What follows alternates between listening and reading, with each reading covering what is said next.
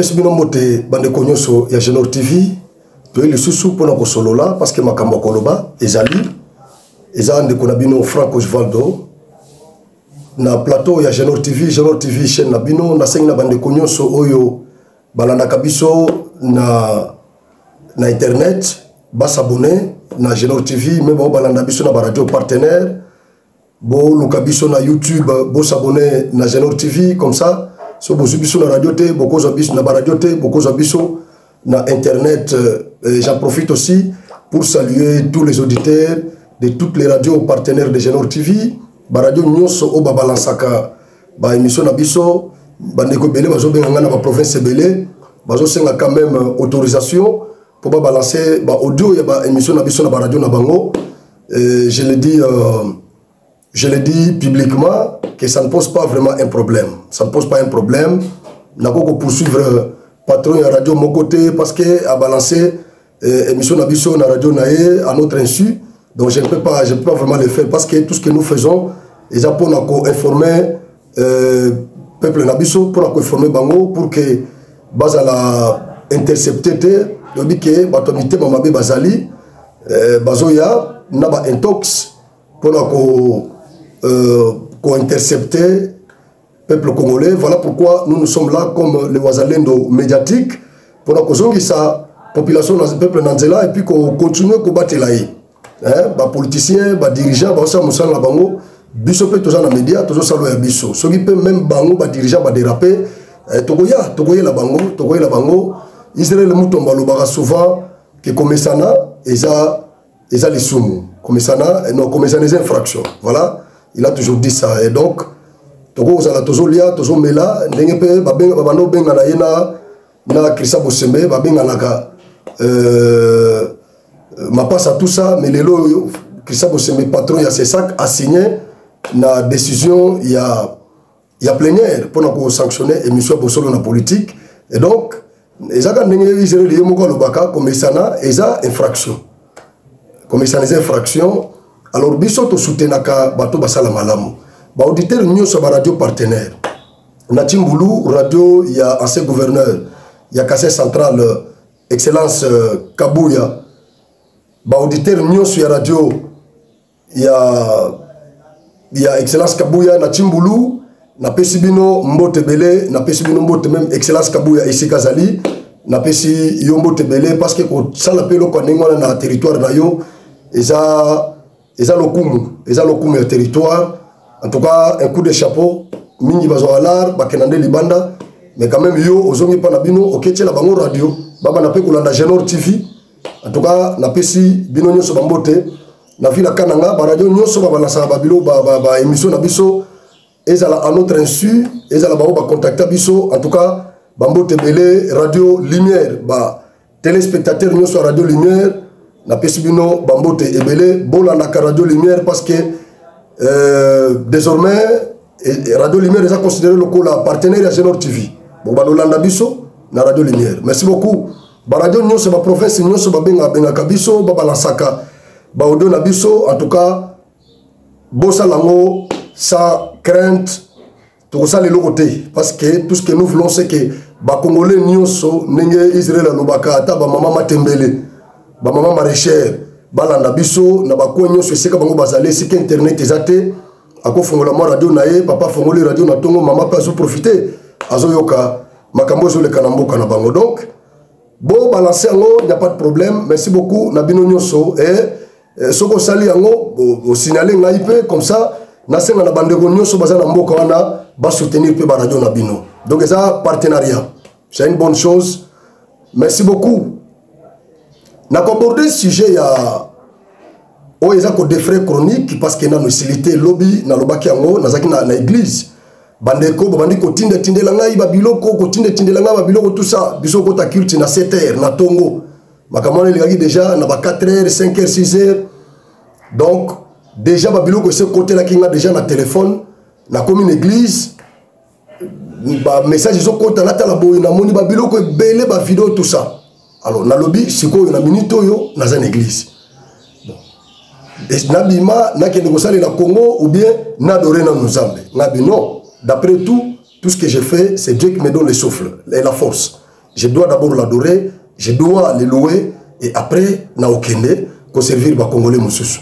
Voilà pourquoi, tant qu'il te sili, na salaki numéro wana, et so bolandi, analyse na salaki ba hypothèse mi balé o na présentaki, moko, nde oyo, ministère ya défense, ba affiché na compte X na bango, toyoki, ke basaya wana, basiblaki, Vital Kamerhe, Jean-Pierre Bemba, na Madame la Première Ministre. Avant d'attaquer Fachi, basiblaki na nous, 3 personnalités wana. Mais pour la Première Ministre, balobi ke balinga ba bomaete, ye balinga kaka, ba menacé ye, après, ba obligé ye, pour a déclaré, Christian Wana a déclaré ye, président de la République, après leur coup d'État. Donc, Premier ministre Nemuto Alingaki a déclaré Christian président de la République. Malheureusement, son corps est dans la morgue.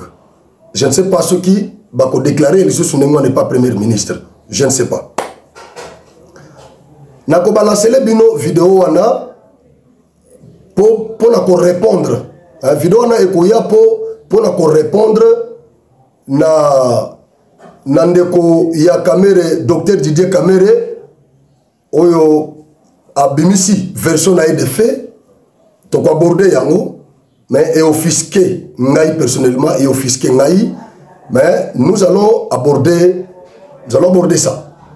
Natanga article moko batindeli ngai nazo tchana conditionnel, balobi Brazzaville ezapé cité Christelle Denis Sassou Nguesso, mwana Denis Sassou Nguesso. Aza cité, il paraît atindaki quelques éléments au bazaki na basayan wana, atindaki asipportaki bango na Israël, na futeli bango école kuna formation, bakena formation, azalaka na ambition ya kokoma président na Congo par le fait que sa mère est congolaise de Bandundu. Alors Christelle azalaka pe na ambition na kokoma président na RDC Congo Kinshasa. Je dis bien Congo Kinshasa. Papa naye aza Brazzavillois, maman naye aza Kinoise, précisément à Bandundu. Mais Christelle, moi na Denis Sassou Nguesso, les garçons, a manifesté l'ambition wana, ou bien a manifesté kayango, yako aya pe koto yo kota ba maman naye, akoma président koto yo parce que constitution nabiso interdire yangote, tout ça na Bademi Dakar, Moïse Katumbi a postulé. Bademi Dakar bazali, ce qui Moïse Katumbi a postulé qui na présidence. Au Koutou, papa naye aza musika na Congo. Aza juif. Maman naïe balobi aza ceux qui zambienne, tout ça. Je n'entre pas là-bas. Le sujet a été déjà abordé plusieurs fois. Alors, ceux qui Katumbi, bandimaki candidature naïe na seni pe na cour constitutionnelle. À combien plus forte raison, Christelle Sassou Nguesso, o yaza voisin au papa naïe aza voisin au toyebi. Et donc, yépe a manifesté l'ambition wana yakokoma président na Congo Kinshasa la poubelle internationale. Oyata Amerika koko ya nae a postulé nae. Tango toko brandir loi Tchani ote loi Tchani za bataliban. Bokole biso titre bataliban. Mais na minute oyo bozo kaba complot ba osela biso. Entre temps Kagame na Denis Sassou Nguesso bazo coopérer na bordaki sujet wana awa. Ba espace oyo soki 300 hectares oyo Denis Sassou Nguesso a pesa Kagame et tout ça, après ça, à Tekela, entreprise moko de droit congolais, mais actionnaire, basaba rwandais. Capitaux, ils ont été dans Rwanda. Après si bango, 300 hectares en face na Maluku, donc na Maluku ya Brazzaville, mais en face na Maluku ya Kinshasa. Na borda question wana awa, lelo na Maluku ba Mobondo bazali, batu bazo kufa kuna tout ça. Nyoso wana toloba yango awa sikoyo mwana Denis Sassou Nguesso azo manifester l'ambition ya comme président na Congo Kinshasa par le fait que sa mère est congolaise de Kinshasa. Tant que tokoloba ke no to meka ko réviser constitution be to meka ko changer constitution to verrouiller babilo ko mususu bande ko belé bazo mono ndire objectif ezaka ya ko imposer Tshisekedi na pouvoir. Au biso tozana idée on a ko imposer bino Tshisekedi na pouvoir. Ba élément ezebele na kati ya constitution il faut ko ajuster yango. Il faut ko ajuster yango. Net ba biloko aboye. Vous avez l'enfant d'un président du pays voisin mais qui a des ambitions de devenir président dans notre pays. Alors nous il faut tous à la clairvoyant. Tous à la clairvoyant. Ce qui peut nous protéger, ce qui peut protéger notre État, c'est la Constitution. Alors ne jouons pas avec cette Constitution. Présumé coup d'État oyo et c'est le qu'on néglige. Nazo kabatu bazo bordango na légèreté, batu bazo bordango, bazo minimiser yango tout ça, les gens ne donnent pas beaucoup d'importance à ça. Et pourtant, les policiers mi balé au bazaki na garde ya caméra, ils sont morts. Nakatia basayan Didier Kamere selon hier lobby Kenya que leur chef qui est mort, qui a été abattu. Et pourtant ce n'est pas ça. Bao ba kufi bazé belé ba photo ezé belé bozomo na bibembe ezé belé ba vidéo. Moi to afficha ngozate na ba makila ba condition na YouTube ba ko ba no menacer biso tout ça. Mais sinon bozomo na ba vidéo bibembe ezé belé. Mais docteur Didier Kamere oyo ayebisa kibiso kalate awa na koya na likambo na ye. Kende konaye na moi afinga Kagame na butu akenda kopesa badon na Kagame. Ye muto a révéla kibiso biloko wana. Alobi azaki na ba secret belé. Kaka négligence ya ba service na biso ya renseignement. Négligence ya ba service na biso d'intelligence. Balandela Didier Kamere te. Mais garçon moko ya AFDC, asa journaliste je crois non communicateur ya AFDCA, asa la déclaration moko alobi ke Kamere azaki na réunion moko alobaki ke so ba pesi gouvernorat ya ba pesi INC gouvernorat ya Sud Kivu te, Sud Kivu ekotomber avant Nord Kivu. Garçon a la déclaration wana après ce qui 2-3 heures ba interpeller garçon wana. Son nom a échappé. Mais docteur Didier Kamere oyo ba dénonciation oya sala na ba leader ya Kivu batikala ko interpeller te. Biso dans le babilo ko na ba média, j'ai comme l'impression que ba service na biso intelligence ba négligeaka. Bozo bosa na ke musalo to sala ka c'est un grand travail et puis na ba risque belé. Talaka ndenge to telemeli makambo ya ba forage. Ministre a mis retrouvé wapi? Devant la justice. To telemeli makambo ya ambongo ba déclaration au cardinal abanda ko sala. Cardinal a mis retrouvé wapi? Poursuivi. Poursuivi. Et donc musalo to salaka eza musala masekité. Tozoka bapel ndenge na za bon numéro na ngai eza na Bunagana, eza na Kigali, eza na Uganda, eza na Tanzanie, eza na Inde, eza numéro kako ya biso ni to afficha kaboye. Ba numéro na biso e panzana. Eza tina présidence, eza na ba rebelle. Rebelle muso ko téléphone abengi ba no menacer yo parce que dénoncer bozo bana bango. Ba numéro na biso za partout. Ba ko sala le complot ngai na vandiawa na dénoncer yango ko négliger te. Ko négliger te. Ba ko sala le plan moko boye ba bengi ngai ou be ba bengi confrère mususu ba informer ye abeti yango. Allez, ngape na zui na relé, muso azui a relé et panzani ko négliger te. Ba source na biso za kebele o bino bozo bate. Makambo tolobaka soko landi ata makambo ya garçon Christian. O le lo kufi ayeko sala tentative ya coup d'état. Ba dénoncer combien de fois? Quand na ba média na biso en ligne.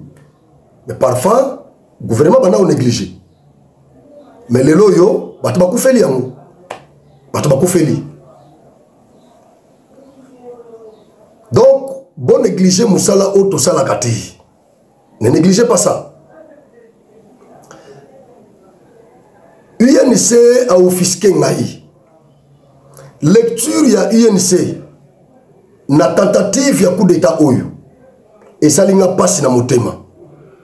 Biso awa coup de gueule tozo sala. C'est pour défendre la nation. Mais INC, j'ai comme l'impression que bango bazomona nation te INC bango bazomona Vital Kamerhe a sous-estimé était naza ko minimiser Vital Kamerhe était sénateur politique, il a occupé pas mal de fonctions dans notre pays, alors il mérite le respect de ma part. Mais bato INC lecture na bango eza biaisé. Vital Kamerhe n'est pas le président de la République pour le moment. Vital Kamerhe n'est que simple président d'un parti politique pour le moment. Vital Kamerhe, c'est un député. C'est un président d'un parti politique. Vital Kamerhe ne représente pas la nation. Vital Kamerhe ne représente pas le gouvernement. Celui qui représente la nation, c'est le chef de l'État. Il s'appelle Félix Antoine Tshisekedi Tshilombo. Et celui qui représente le gouvernement, c'est le premier ministre, Sama Lukonde, pour le moment. Il n'a pas encore eu la remise et reprise. Et donc, c'est lui qui est premier ministre. Vital Kamerhe, pour le moment, il est notre représentant. Représentant du peuple. C'est un parlementaire. C'est un député. Biso awatang tozo loba muto biso toza ko protéger. C'est d'abord la tête. Vital Kamerhe azalo kwa litoi. Baati azalo litoi mususu. Mboso aza zolo. Kabuya koza la liso moko. Mbemba pe liso mususu. Premier ministre koza la Musapi. Mutu mususu pa koza la ba ministre koza la pe ba Manzaka. Mais la tête qui porte tous ces membres-là, les oreilles, les nœuds, les lèvres, tout ça, les yeux, la bouche, c'est la tête. Et cette tête-là, c'est le premier citoyen de la République. Il s'appelle Félix Antoine Tshisekedi Tshilombo. Premier citoyen de la République, commandant en chef de l'armée, magistrat suprême, président de la République, chef de l'État, garant des bons fonctionnements des institutions. C'est seulement lui, le symbole de l'unité nationale. C'est lui, pour le moment, c'est lui qui engage la République. Ce n'est pas Vital Kamerhe. Et donc, Bitumbo Bisotozo Bunda Awa, c'est d'abord pour protéger Tshisekedi. Parce que les longs, mais si Tshisekedi est là, la République va continuer. Tshisekedi, Kamerhe a kokufa lelo, Kabouya kokufa, Bemba kokufa, na lobite ke ba kokufa, na souhaité. N'a pas exemple. Mais si Tshisekedi est là, la République continue dans la logique à Malam.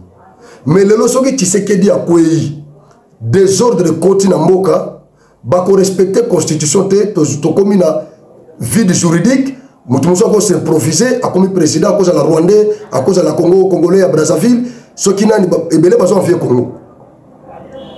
Et donc nous allons nous retrouver dans un imbroglio total dans ce pays. Mais quand Tshisekedi est là, ordre est là. Mais Bandeko ya INC, lecture na bango, est vraiment biaisé et puis ça offusque. Nathan Gelabino, lecture na bango, de fait. Armée na biso sali déclaration officielle, balobi ke eza tentative ya coup d'état. Mais INC pour na bango eza wana te. Didier Kamerhe dit coup d'état manqué ou tentative d'élimination d'un présidentiable de 2028. Yoka côté idées aucune. Félix, qui a mal tourné. Restons sur les faits. Pas dans les conclusions hâtives parce que les enquêtes officielles sont en cours. Mais les enquêtes officielles sont en cours. Pourquoi Yoka na logique wana? Des faits à notre disposition. Nous vous en donnons quelques-uns. 1. Le point de départ de ce qu'on présente officiellement comme tentative de renversement de pouvoir à Kinshasa et la résidence d'un simple député. Mais il faudrait le préciser, candidat au poste du président de l'Assemblée. L'une des gardes du député sort de la parcelle en pleine nuit, soi-disant parce qu'il aurait vu des drones circuler dans les ciels. Et comme par hasard, les assaillants profitent de son ouverture des portails pour les braquer, entrer dans la parcelle et les ligoter, pendant que d'autres engagent un échange de feu avec les autres gardes, dont deux seront tués avec un des assaillants. Vu la résistance des gardes restés à l'intérieur de la parcelle du député en question, les assaillants vont se retirer pour prendre d'assaut les palais de la nation sans une résistance sérieuse sur les différentes barrières de sécurité de ces sites hautement sécurisés du pays. 4. C'est après la tentative d'assassinat manqué à la résidence du député et pris d'assaut très facile du palais de la nation que seuls les commandants des assaillants sera abattu. Point à la ligne. À chacun sa qualification des faits. En ce qui me concerne, j'attends, comme tous les Congolais, les rapports officiels de la haute hiérarchie du pays, que Dieu sauve la RDC. Mais déjà, et puis tant que nous zenache bino ba photo oyo affiché dans la publication naie, des photos comme ça. Voilà, bah voilà, yangona. La photo a besoin mon ami balé, ndé affichaki na compte X naie tango a publié le koyo. Ce qui bolandi lecture, il y a Didier Kamere, bien. Selon ye,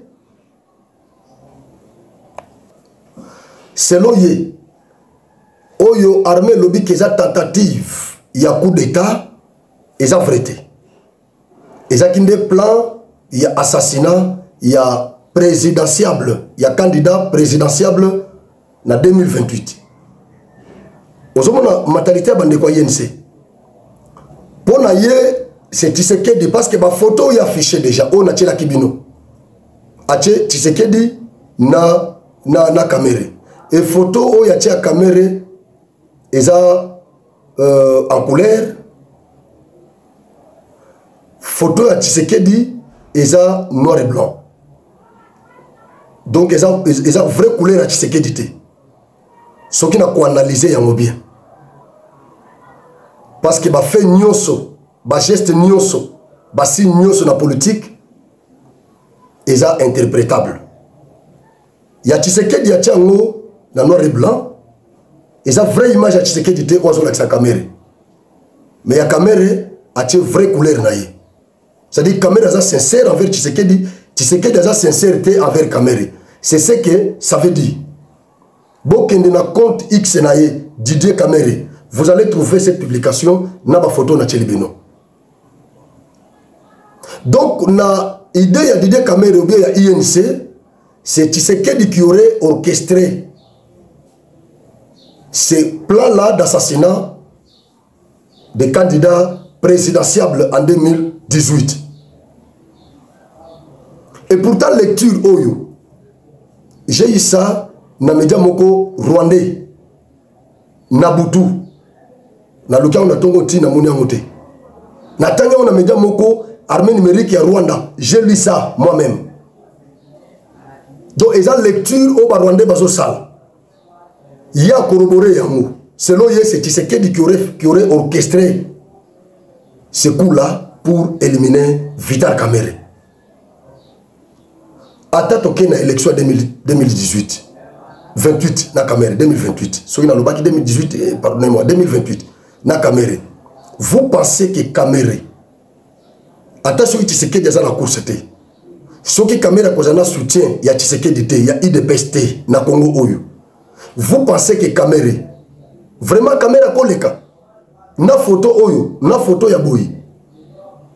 Vraiment na photo ya boyi, penza Kamerhe akoleka na photo ya boyi. Est-ce que ba Congolais ba bosani photo yo? Oyebi que lelo soki Kamerhe azana kimia na mboko yo bato mosusu bazondimandima ye Fachi nde muto aza ko crédibiliser Kamere. Kamere était déjà souillé. Kamere, tout ce que Tshisekedi a fait à Kamere, vous ne regardez pas ça. Nacho Labino, vidéo Yande Komoko, Yaba Sayan, Bolandango, Bo comparango, na Oyo Asawa na Zoloba. Oyo pensa azaki na kati ya complot, makambo ya lobby. Na Oyo Didier Kamere, INC, makambo bango bazoloba. Parce que lecture de Kamere, c'est lecture de Kobela INC. Nalani bango. Pour na bango, Fatina lingaki a éliminé Kamere. Ce que Bolanda vidéo wana. Tokozong après na quelques commentaires. Natia Labino yango. Voilà. Voici ce qu'a déclaré Ezang via Toshir Youssouf, coordonnateur et recruteur du mouvement.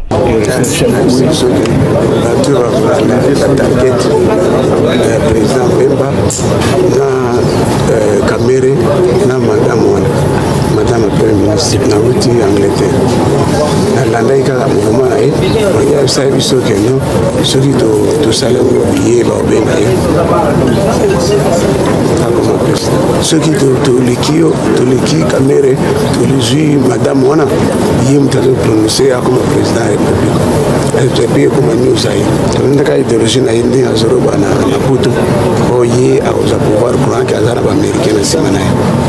Je vais dire américain wa zara. L'idéologie de la paz aïe. Les alliés que Congo par des ordres de l'équipe trop. Ceux qui ont changé la commission de Zahir, des ordres doivent négocier là. L'idéologie de Zahir, nous avons infiltré, Nini Balati Combo à Congo. Je crois que ceux qui ont continué dans le Congo, rien ne va changer. Donc l'idéologie de Zahir va changer, l'idéologie de bien. Bolandi, Asaya wana nenga lobby. Bato bazaki ciblé. Donc plan na bango eza ya kala. Ba vidéo ezo circulé, nazana vidéo mususu. Oyo les garçons azana kati ya réunion na ba prêtre mususu ba envoyé spécial ya Rome. Ba uti na Rome na Vatican. Ba eko participer na réunion wana.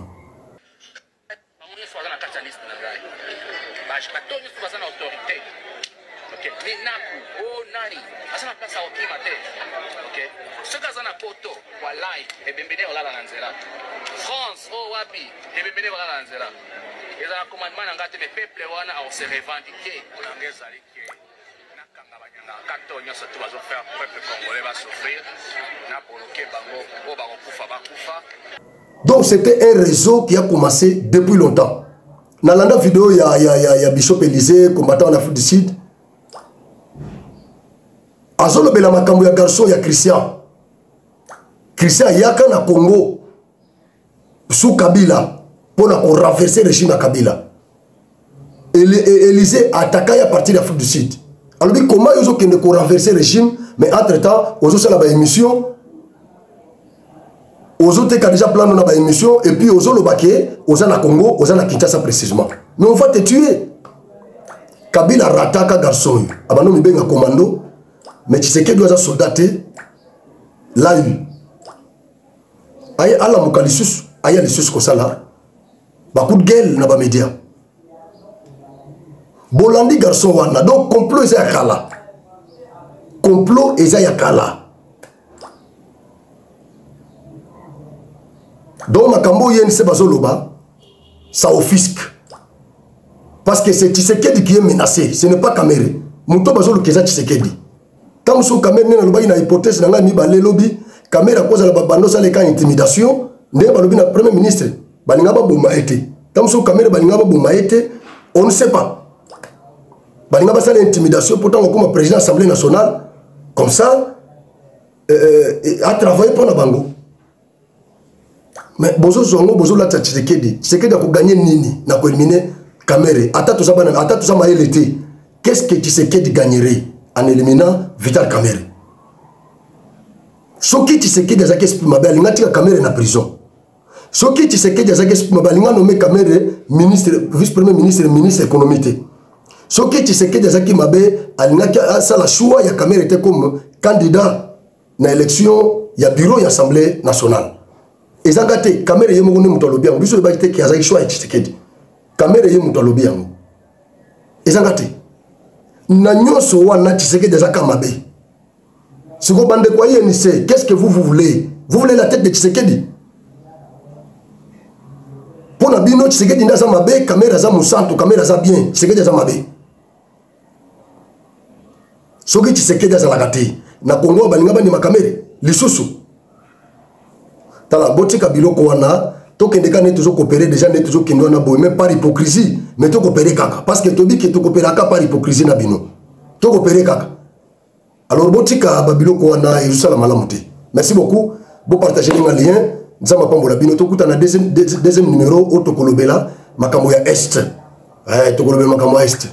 Parce que mato eza kuna, miso za kuna. Merci beaucoup.